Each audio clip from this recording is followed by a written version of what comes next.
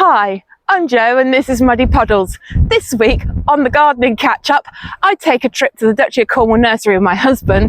I have a rant about why I'm so passionate and enthusiastic about this project.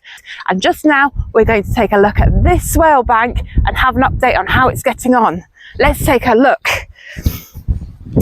This is my currant bush and it has some new shoots coming there. I'm really pleased about that. And the raspberry has some new shoots coming too. I have got a few of the wildflowers. The seed was really old. I'm not too bothered that that hasn't done so well.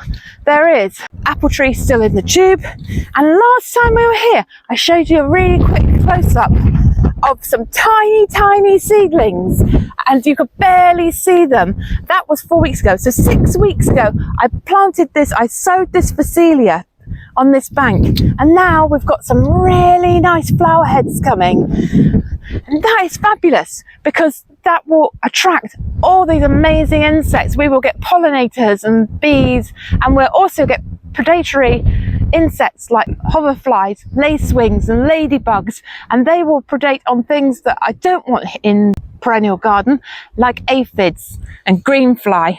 Now the Phacelia is a support species, so not only does it bring in those beneficial insects, it's covering the ground to prevent erosion and to protect the soil. It'll keep the roots of the other plants a little cooler and it'll help keep the moisture in. There'll be less evaporation from the wind and the sunshine. The other thing that it will do eventually is it will get chopped and it will get dropped, and then that will feed the soil underneath. Let's have a look at some of the species that it's supporting at the moment. So we have Jerusalem artichoke coming up here.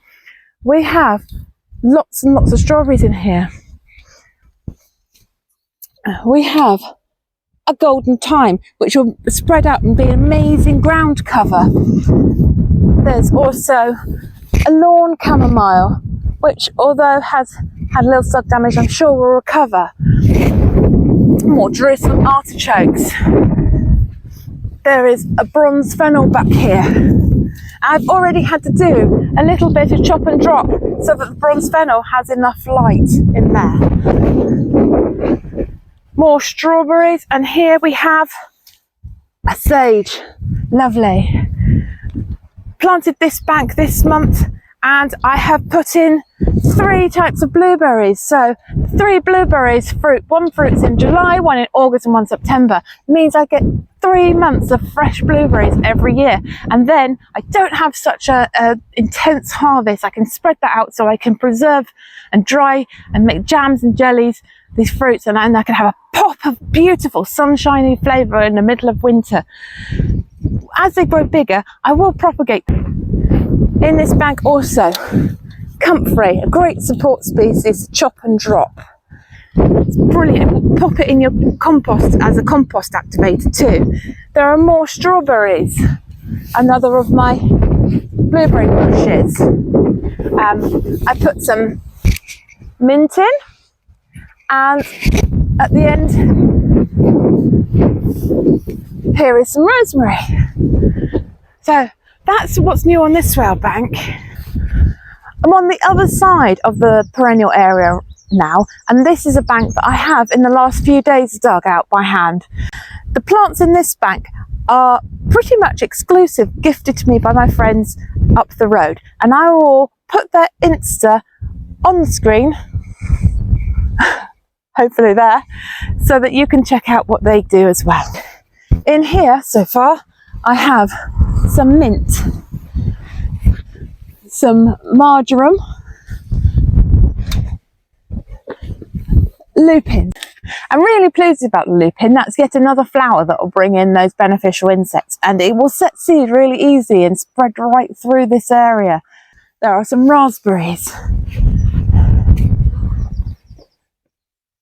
lots more strawberries, and a lemon balm. Now let's go across and see how we got on at the Royal Duchy Nursery.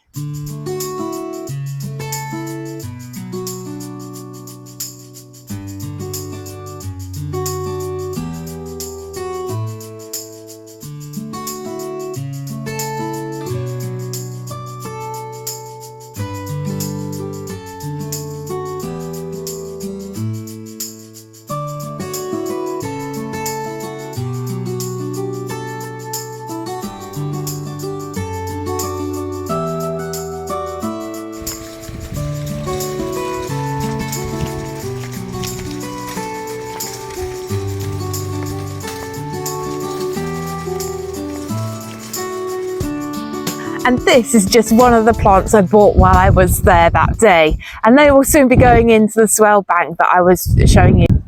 And now I'm going to go and have a little rant about why I love farming and why I'm so passionate about this project. I'm home now from the farm, and as promised, a rant about why I'm so excited and passionate about this project. I grew up on a small holding and we had goats and we had pigs and chickens and ducks, and I really enjoyed that time I spent with the animals, caring for them when I was younger. And it brings back a sense of nostalgia being able to do that again. But as well as that, I really want to put together a system where the animals and nature and the plants all work together cohesively. I also want to raise some really healthy food, both for the animals and for ourselves. And it's such an enjoyable thing to do, to spend time out in nature and be able to enjoy the wonder and beauty of new life in the countryside. Whether that's a seedling pushing its way up through the soil for the first time with those new leaves, or whether it's an animal being born or a chick hatching, it's all so exciting and thrilling. And I'm hoping that through my journey, I get to share some of that with you guys. Until next time, take care.